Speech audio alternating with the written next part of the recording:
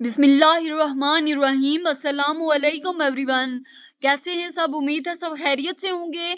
अल्लाह हम सबको अपने हिफ्ज़ व अमान में रखे। तो माय डियर स्टूडेंट, आज हमारा लेक्चर नंबर 7 है, जिसमें आज हमने डिस्कस करना है राइबोसोम्स एंड माइटोकॉन्ड्रिया को। तो बगैर टाइम वेस्ट किए मूव करते हैं अपने लेक्चर की तरफ और सबसे पहले देखते हैं कि राइबोसोम्स क्या होते हैं। स्टूडेंट, राइबोसोम्स टेनी ग्रेन्यूल्स होते हैं। राइबोसोम्स क्या होते हैं? टेनी ग्रेन्यूल्स होते हैं। इसके अलावा अगर मैं आपको राइबोसोम की लोकेशन बताऊं तो राइबोसोम दो तरह से मौजूद हो सकते हैं। राइबोसोम एक सेल में दो तरह से मौजूद हो सकते हैं। या तो वो जो सेल में मौजूद साइटोप्लाज्म होता है उसमें मौजूद होते हैं, और साइटोप्लाज्म में वो किस सूरत में मौजूद होते हैं, किस तरीके से मौजूद होते हैं, वो फ्रीली फ्लोट कर रहे होते हैं साइटोप्लाज्म में।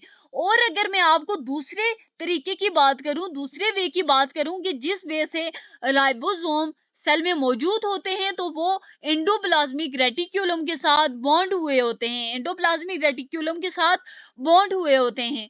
सबसे पहली बात कि राइबोसोम टेनी ग्रेन्यूल्स होते हैं। लोकेशन के बारे में पूछा जाए कि briefly describe about the location of ribosomes, तो आप क्या लिखेंगे? Ribosomes are float freely in the cytoplasm or they are bound to the endoplasmic reticulum. उसके बाद अगर कंपोजिशन ऑफ राइबोसोम की बात की जाए तो राइबोसोम दो चीजों से बने होते हैं। स्टूडेंट, राइबोसोम दो चीजों से बने होते हैं, लेकिन एक बात याद रखनी है कि जो दो स्ट्रक्चर या दो जो चीजों से राइबोसोम बने होते हैं वो इक्वल अमाउंट होती है। यानी कि 50% एक स्ट्रक्चर मौजूद होगा और 50% एक स्ट्रक्चर मौजूद होगा। तो प्रोटीन से बने होते हैं और राइबोसोमल आरएनए से बने होते हैं। राइबोसोमल आरएनए जो प्रेजेंट होगा वो 50% होगा और प्रोटीन जो होंगे वो 50% होंगी। यानी कि इक्वल अमाउंट की आपने ये बात याद रखनी है।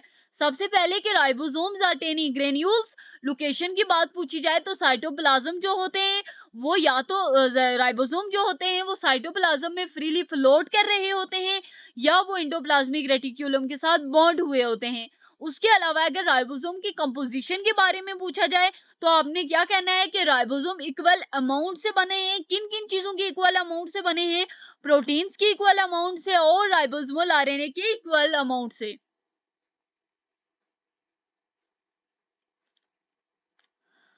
स्टूडेंट, क्वेश्चन आया है कि why ribosomes are also found in prokaryote.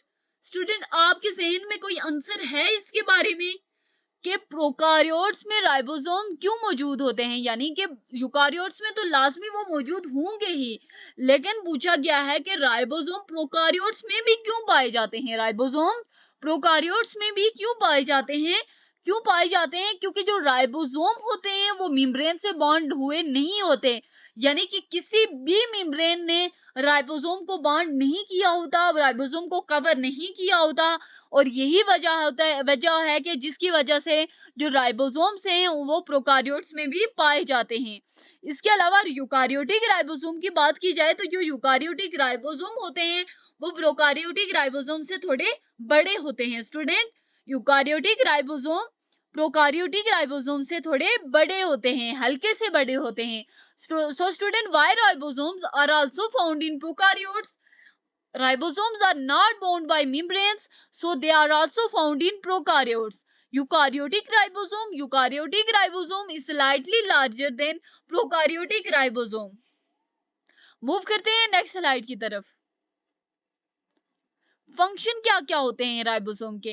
Student, ribosome जो होते हैं वो प्रोटीन सिंथेसिस की एक इंपॉर्टेंट साइट समझे जाते हैं। यानी कि अगर आपसे पूछा जाए कि which one of the following organelle or which one of the following cellular structure is involved in protein synthesis, तो आपने कौन सी ऑर्गेनेली या कौन सी सेलुलर स्ट्रक्चर को चूज करना है? तो आपने बताना है कि जो राइबोसोम्स होते हैं, एक सेल में मौजूद राइबोसोम्स होते हैं, वही होते हैं जो कि प्रोटीन सिंथेसिस में हेल्प करते हैं, वही प्रोटीन सिंथेसिस में इन्वॉल्व होते हैं। राइबोसोम के सब यूनिट्स क्या क्या हैं? राइबोसोम दो सब यूनिट से बना है, एक यूनाइटेड और एक separated. Student, United ribosome United कब होते हैं? जब राइबोसोम प्रोटीन बना रहे होते हैं, जब राइबोसोम अपना फंक्शन कर रहे होते हैं, यानी कि वो प्रोटीन मेकिंग का फंक्शन जब करते हैं तो राइबोसोम यूनाइटेड होते हैं। राइबोसोम के जो सब यूनिट होते हैं वो यूनाइटेड कब होते हैं स्टूडेंट?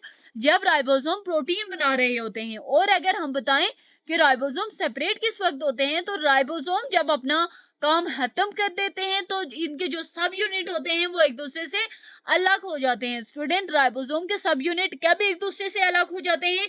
जब राइबोसोम अपना काम खत्म कर देते हैं।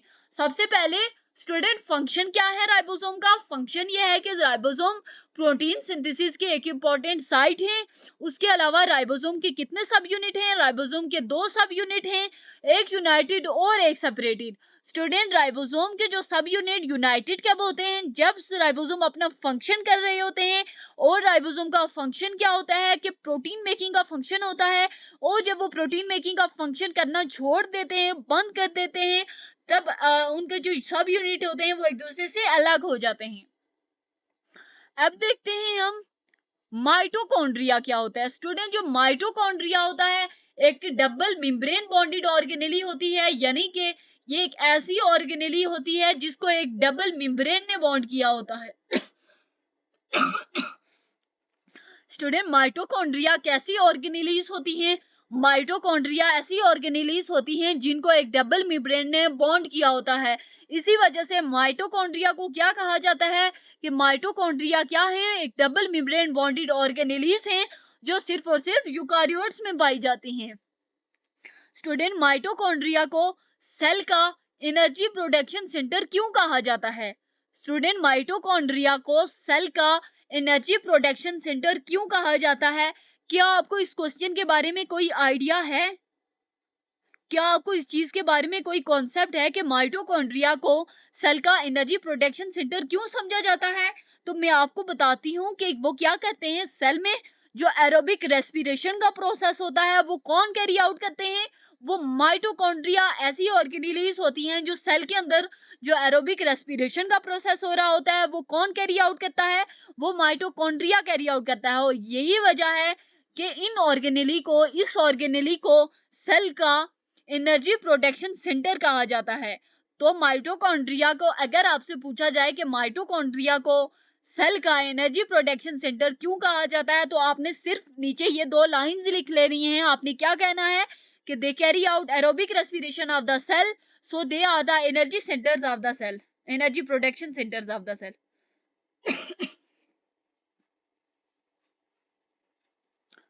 Inner membrane and outer membrane. Student, जो आउटर मेम्ब्रेन होती है माइटोकॉन्ड्रिया की वो स्मूथ होती है। Which membrane of the mitochondria is smooth? The outer membrane of mitochondrion is smooth. Inner membrane कैसी होती है? जो इनर मेम्ब्रेन होती है वो बहुत सारे फोल्ड्स बनाती है जिसको क्या कहा जाता है? जिनको क्रिस्टी कहा जाता है। स्टूडेंट, इनर मेम्ब्रेन जो बहुत सारे फोल्ड्स बनाती है उनको क्या कहा जाता है? उनको क्रिस्टी कहा जाता है। मैट्रिक्स क्या होते हैं? स्टूडेंट, जो इनर फ्लूइड होता है माइटोकॉन्ड्रियन का उनको मैट्रिक्स कहा जाता है। माइटोकॉन्ड्रियन के इनर फ्लूइड को क्या कहा जाता है? मैट्रिक्स कहा जाता है। और जो माइटोकॉन्ड्रिया होते हैं उनके अपने डीएनए और राइबोसोम होते हैं। माइटोकॉन्ड्रिया के पास अपना डीएनए भी होता है और उनके पास राइबोसोम्स भी मौजूद होते हैं। इसके अलावा ये जो राइबोसोम्स होते हैं ये बैक्टीरिया के राइबोसोम से सिमिलरिटी शो करते हैं, यानी कि जो माइटोकॉन्ड्रिया में मौजूद राइबोसोम होंगे ये उन राइबोसोम से सिमिलरिटी शो करेंगे जो कि बैक्टीरिया में मौजूद होंगे। स्टूडेंट, सबसे पहली चीज हमने क्या पढ़ी कि जो आउटर मेम्ब्रेन होगी माइटोकॉन्ड्रियन की वो स्मूथ होगी। स्टूडेंट, आउटर मेम्ब्रेन माइटोकॉन्ड्रियन की कैसी होगी? आउटर मेम्ब्रेन माइटोकॉन्ड्रियन की स्मूथ होगी। अगर हम इनर मेम्ब्रेन की बात करें तो इनर मेम्ब्रेन जो होगी वो बहुत सारे फोल्ड्स बनाएगी और उन फोल्ड्स को क्या कहा जाएगा? उन फोल्ड्स को क्रिस्टी कहा जाता है। स्टूडेंट, जो इनर मेम्ब्रेन होती है माइटोकॉन्ड्रियन की वो बहुत सारे फोल्ड्स बनाती है और उन फोल्ड्स को क्रिस्टी कहा जाता है। और अगर उसको सिंगुलर में कहा जाए तो उसको क्या कहा जाएगा? क्रिस्टा कहा जाएगा। स्टूडेंट, मैट्रिक्स क्या होते हैं? मैट्रिक्स जो होते हैं वो माइटोकॉन्ड्रियन का जो इनर फ्लूइड होता है। स्टूडेंट, अगर आपसे पूछा जाए inner fluid mitochondrion is called matrix, cristae और समथिंग एल्स, तो आप क्या चूज करेंगे? जो इनर फ्लूइड होता है माइटोकॉन्ड्रियन का उसको क्या कहा जाता है? उसको मैट्रिक्स कहा जाता है। माइटोकॉन्ड्रिया के पास अपना डीएनए भी होता है, अपना राइबोसोम्स भी होते हैं और ये जो राइबोसोम होते हैं ये बैक्टीरिया के राइबोसोम से सिमिलैरिटी शो करते हैं।